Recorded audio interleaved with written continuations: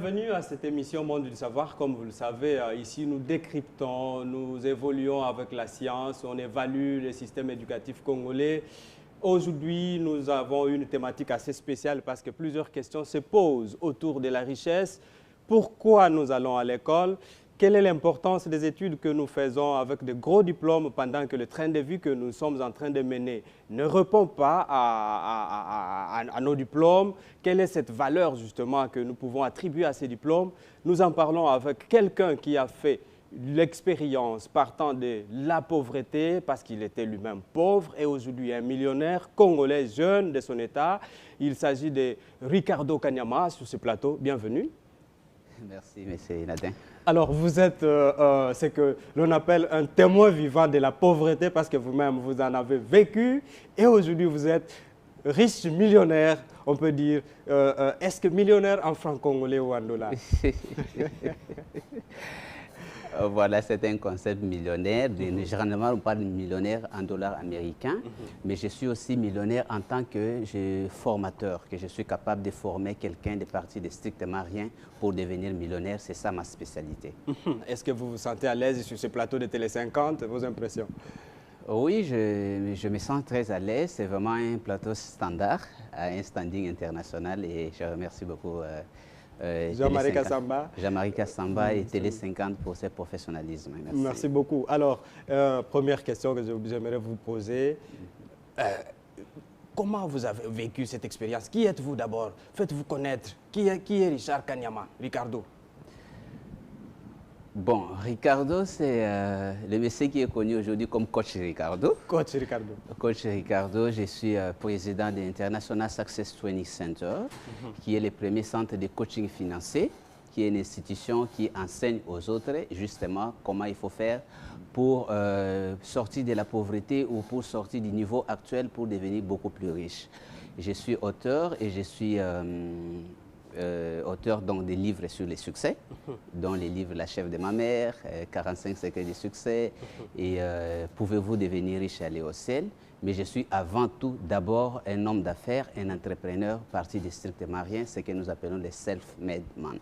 Alors, qu'est-ce qui vous a animé et quelle est votre expérience justement pour devenir riche jusqu'à ce niveau? Est-ce que c'est une théorie ou vous dites la vérité aux gens qui vous suivent?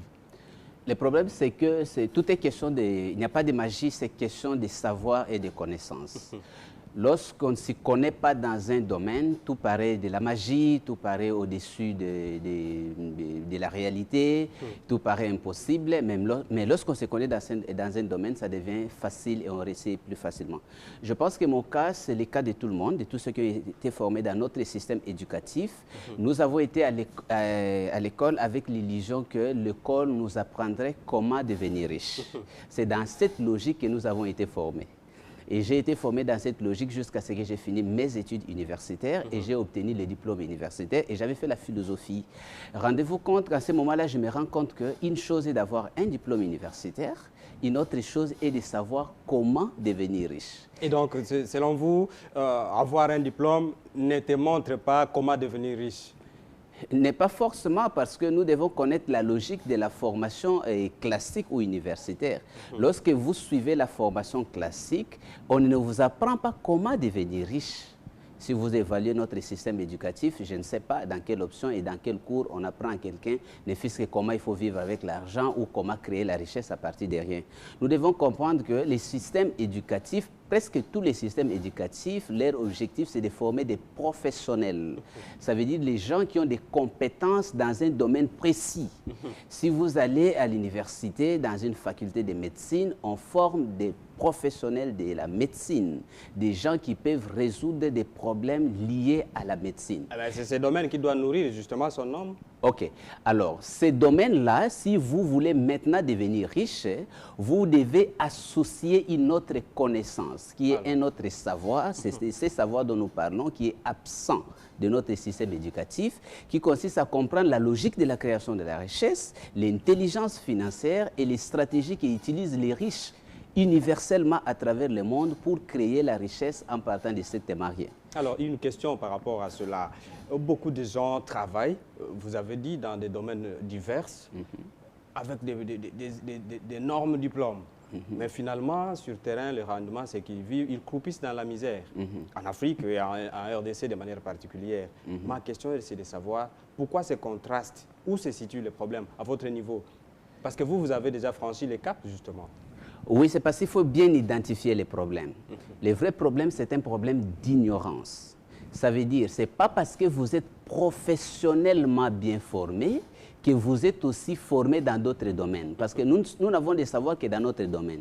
Alors, lorsque une personne est bien formée, par exemple, dans son domaine, prenons un journaliste, et qu'il ne se connaît pas dans les domaines de l'éducation financière ou de la création de la richesse, quels que soient les revenus qu'il aura de son travail, de sa profession, il ne saura pas transformer ces revenus-là en richesse. Pourquoi? Parce qu'il n'a pas de compétences requises exactement. Mais si un professionnel pouvait associer dans son savoir des connaissances solides sur la création de la richesse, l'intelligence financière, ce que nous enseignons pour ajouter dans notre système éducatif, les gens pourront parfaitement partir de leur profession parce que la profession décide sur ton revenu immédiat. Mais maintenant, la création de richesses à moyen et à long terme, vous avez encore besoin de ces connaissances spécialisées dans les domaines de création de la richesse. C'est exactement, vous pouvez voir quelqu'un qui est formé dans son domaine, n'est-ce pas, un bon professionnel et qui ne sait pas utiliser l'ordinateur. Alors, voici la question par rapport à cela. Oui. Est-ce qu'aujourd'hui, c'est par manque d'opportunités ou alors c'est l'université qui a failli à sa mission de former des gens qui peuvent quand même sortir de cette pauvreté, de cette léthargie qui ne développe pas l'Afrique? Oui, je pense que ce n'est pas l'université qui a failli ou ce n'est pas par manque d'opportunité. Parce qu'il y a une règle simple que vous devez savoir, une loi simple pour avoir des succès dans la vie. C'est lorsque la préparation rencontre l'opportunité qu'il y a succès. Ça veut dire... Une préparation qui rencontre l'opportunité. Qui a succès. Et donc, le succès jaillit de cette combinaison. Jonction. Voilà. Lorsque vous rencontrez une opportunité et que vous n'avez pas eu une préparation préalable, cela ne peut pas se transformer en succès. Mais le problème, c'est que la préparation aussi doit être adéquate dans ces domaines-là. Imaginez si vous avez préparé quelqu'un comme mécanicien et il rencontre une opportunité dans le domaine de la médecine, il ne saura pas capitaliser cette opportunité-là.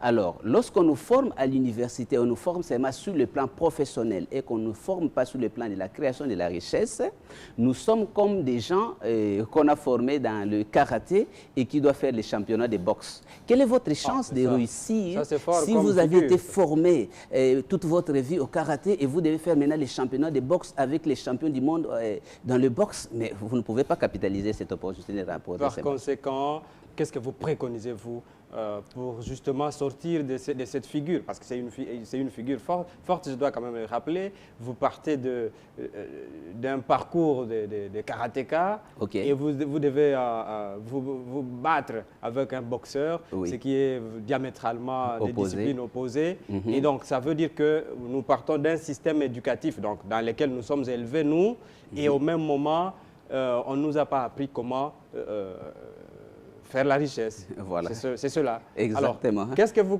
préconisez concrètement avant de parler de votre ouvrage ici? Concrètement, je me dis qu'il faut maintenant, lorsque nous savons que le combat du boxe sera inévitable, on doit former en même temps les enfants sur le karaté et sur le boxe.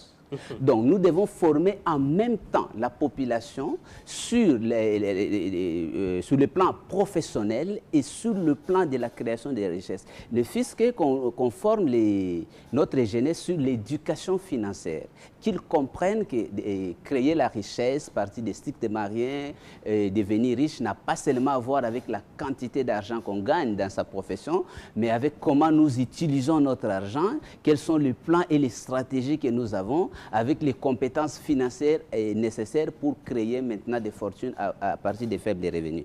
Donc moi je pense qu'on doit former les jeunes maintenant dans ces deux éventualités. Ils ne vont pas seulement faire face pour résoudre des problèmes professionnels, mais ils doivent aussi faire face et résoudre les problèmes financiers.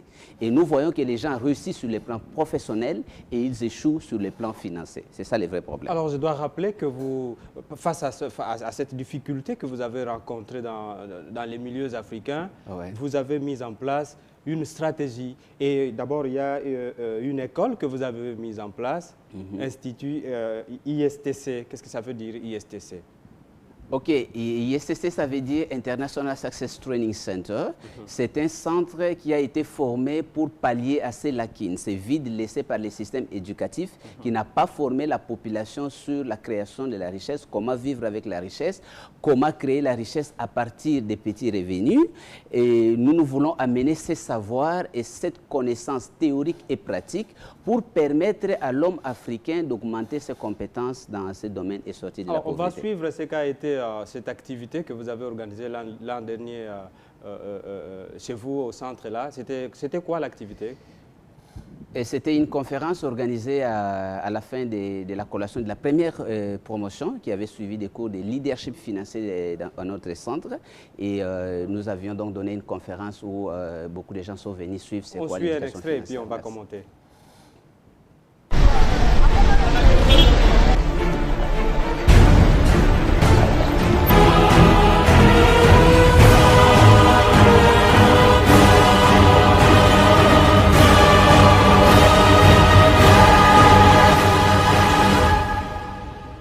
Ils ont un visage rayonnant, ce sont 10 lauréats qui, au terme de leur formation sur le leadership financier, ont obtenu leur brevet. Mais quel est le contenu de cette formation? Le président d'International Success Training Center, M. Ricardo Kanyama, revient sur la matière donnée, se basant justement sur sa propre expérience qu'il a publiée à travers son livre « La chèvre de ma mère ». D'où cette question: comment devenir riche? Par cette interrogation, le président de l'ISTC a présenté le schéma à suivre, mieux ce que l'on doit nécessairement savoir pour devenir riche et que le diplôme universitaire ne conduit pas forcément au succès financier. Nous avons parlé de la culture ou l'éducation financière, ce qui est une connaissance indispensable pour qu'une personne qui a des faibles revenus puisse s'organiser et devenir riche. Parce que ce n'est pas une connaissance qui est enseignée dans les systèmes éducatifs formels. Donc il faut que nous puissions amener ces compléments pour permettre à la population d'apprendre comment jouer les jeux de l'argent et comment sortir de la pauvreté. Parce que définitivement, la richesse d'un pays, c'est la somme de la richesse de ses habitants. Et si on n'a jamais enseigné aux habitants comment il faut faire pour devenir riche, on ne doit pas s'étonner que la pauvreté puisse prendre le dessus. Alors, on a suivi, et je dois quand même rappeler que vous êtes auteur de plusieurs ouvrages, notamment La chèvre de ma mère. Ici, vous racontez votre propre expérience purement personnelle. Bon, je pense que dans La chèvre de ma mère, je ne raconte pas seulement mon expérience personnelle, mais j'ai essayé de structurer l'essentiel de ce que l'homme doit savoir sur la richesse. Donc, c'est tout un cours sur l'intelligence financière, sur la culture financière et entrepreneuriale, sur l'investissement, sur comment créer les capitaux et comment développer sa richesse personnelle.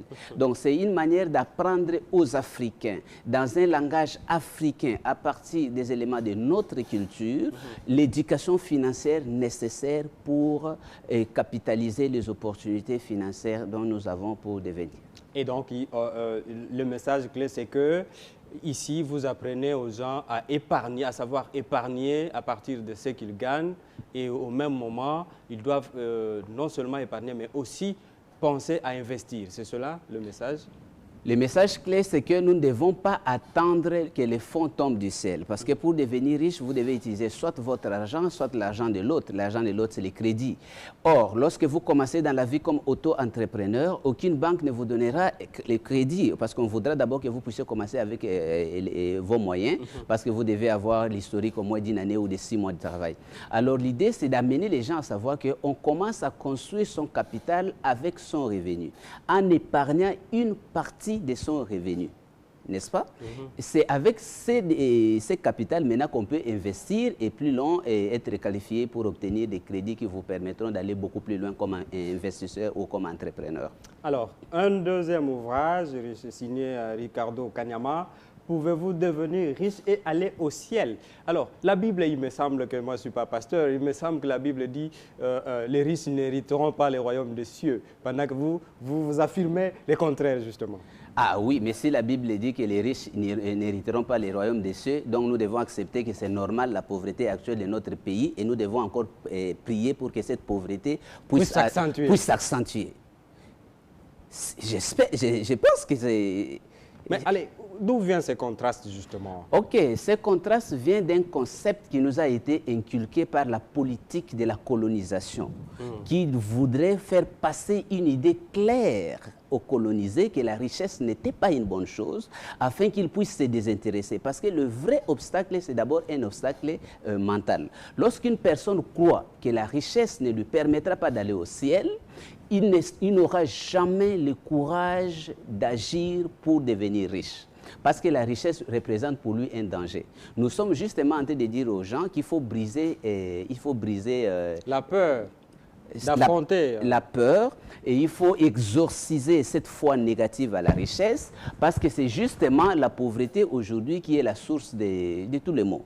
Regardez, la pauvreté crée le vol, les détournements, l'envie, la haine et toutes sortes de choses. Et le problème de l'homme aujourd'hui, c'est de savoir que, moi personnellement, je crois qu'il n'est pas possible d'être pauvre et d'être une bonne personne.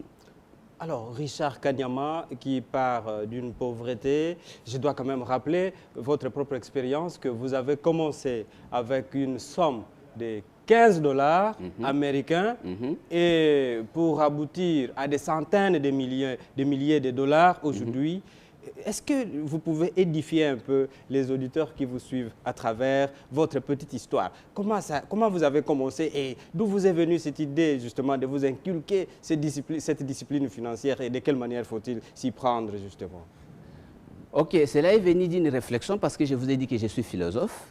Lorsque j'ai fini les études universitaires, j'ai essayé de travailler avec mes compétences professionnelles que j'avais et je me suis retrouvé en train de gagner un revenu de 15 $. Alors, je me suis posé une question philosophique pour se dire pourquoi les choses sont telles qu'elles sont et non autrement. Donc, je me suis dit pourquoi, est-ce que c'est que les parents qui nous ont dit sur l'école, on dit allez à l'école, étudier, obtenir les diplômes et pour vous devenir quelqu'un. Est-ce que c'est vrai ou c'est faux? Et je me suis rendu compte que c'était une demi-vérité. Cela était vrai dans la mesure où l'homme, avec son diplôme, pouvait trouver un bon emploi avec un grand salaire, mais cela n'était pas vrai si l'homme ne pouvait pas trouver l'emploi et si, deuxièmement, malgré son emploi, il n'avait pas de connaissances nécessaires pour capitaliser son petit revenu du départ pour devenir riche. La preuve, vous allez voir que dans notre pays, les gens qui ont été formés selon cette logique depuis 1960, même ceux qui ont eu des grands revenus dans ces pays, ils sont très peu nombreux, ceux qui sont partis de ces capitales pour créer la richesse, tout simplement parce qu'ils n'ont pas eu l'éducation financière. Alors, je m'étais imposé d'abord, la première chose que j'ai fait, c'était acquérir ces connaissances qu'on n'enseignait pas dans notre système éducatif. C'était d'apprendre des gens qui sont partis de strictement rien, et généralement aux États-Unis, parce que nous savons qu'aux États-Unis, il y a une classe de personnes qu'on appelle les self-made men, les gens qui ont créé des fortunes en partant de strictement rien. Ce sont des gens comme Henry Ford, des gens comme Rockefeller, les gens comme André Carnegie. Alors, ces gens-là, comment ils ont fait? Et je me suis rendu compte qu'ils ont dit même une vérité que beaucoup de gens ne savent pas. On n'apprend pas à devenir riche à l'université. Pourquoi? Parce qu'en général, les enseignants eux-mêmes qui enseignent ne sont pas des riches. On apprend à devenir riche auprès des riches. Et les riches, les pauvres n'ayant pas de contact avec les riches, beaucoup de livres des riches ont été écrits. Par exemple, nous avons un philosophe américain au nom de Napoléon Hill, qui a fait les études et qui a structuré une philosophie de succès. Quelles sont les étapes, quelles sont les lois, quels sont les principes qu'un jeune qui entre dans les jeux de la vie devait suivre pour réaliser ses rêves, même si c'était le rêve de devenir riche. Ça, ce sont des connaissances qui ne sont même pas connues dans notre système éducatif. Et lorsque j'ai eu ces connaissances, ça m'a donné donc la capacité de savoir qu'avec le peu que j'ai gagné, au lieu de continuer dans une logique de consommation, de dépenser les 100% de mon revenu, sous prétexte que c'était très peu, je pouvais économiser une partie de ces revenus pour constituer un capital et dans un jeu d'investissement, je parle bien dans un jeu d'investissement intelligent, faire grandir graduellement. Ça veut dire quoi? Et comment vous avez procédé? De 15 $, par exemple, à obtenir 100 000 francs, 100 100 000 $ américains. Oui. C'est à bout de combien d'années et puis quels sont les sacrifices que vous avez consentis? Ok, je me suis inspiré de l'histoire que je raconte de la chèvre de ma mère. Je me suis dit, voilà, ma mère a obtenu un troupeau de chèvres à partir d'une seule chèvre. Ok. Et que ma marâtre n'a plus jamais eu la chance d'obtenir un troupeau de chèvres parce qu'elle avait tué la seule chèvre qu'elle avait obtenue à la mort de mon père.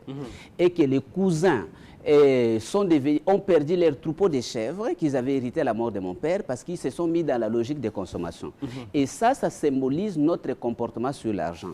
Nous avons dans la société, par exemple, les cousins symbolisent ces gens qui gagnent des grands revenus et qui dépensent tous les revenus pour la consommation. Ils sont condamnés à rester pauvres à vie.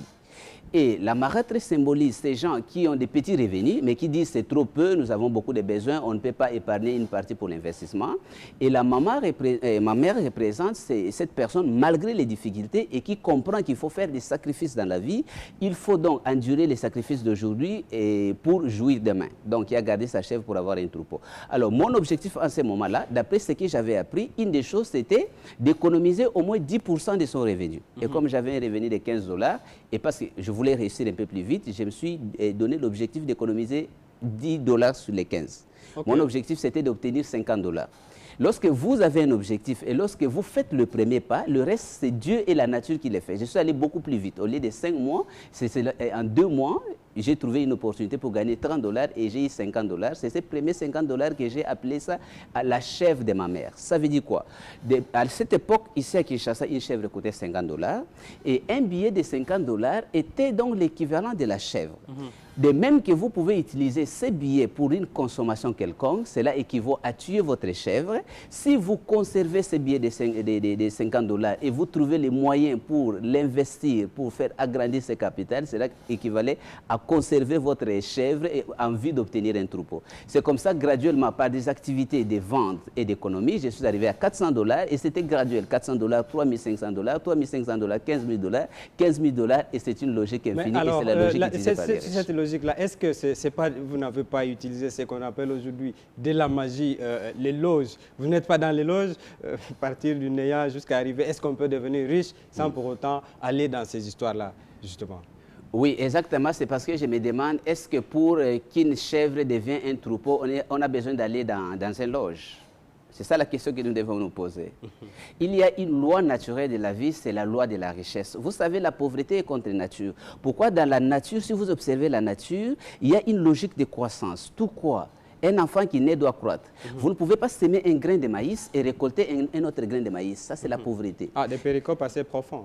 Oui, non. La création de la richesse, c'est une logique normale des choses. Ça veut dire, si vous prenez un grain de maïs, si vous grillez ce grain de maïs, il perd le pouvoir de se multiplier. Mais si vous semez ce grain de maïs en respectant certaines lois, donc quand il faut semer, quel sol, et comment il faut entretenir ce grain de maïs a le pouvoir de se multiplier, de donner 1000 grains de maïs. Alors, la création de la richesse, c'est exactement cette logique-là. Si les gens parlent des loges, si les gens parlent de la magie, c'est tout simplement parce que ce qui dépasse l'entendement de l'homme, il a tendance à attribuer ça à la magie. Mais si vous apprenez, de même qu'un mécanicien ne voit pas dans la réparation d'une voiture de la magie, quelqu'un qui s'y connaît dans la création de la richesse trouvera qu'il n'y a aucune magie là-dedans. C'est question de savoir, c'est question de connaissances. Et justement, notre population doit apprendre ces connaissances pour sortir de cette idée que la richesse vient de la magie. Très bien. Merci Ricardo Kanyama. Alors, parce que vous avez parlé de cette population qui doit connaître, il m'appartient maintenant à inviter cette population à se procurer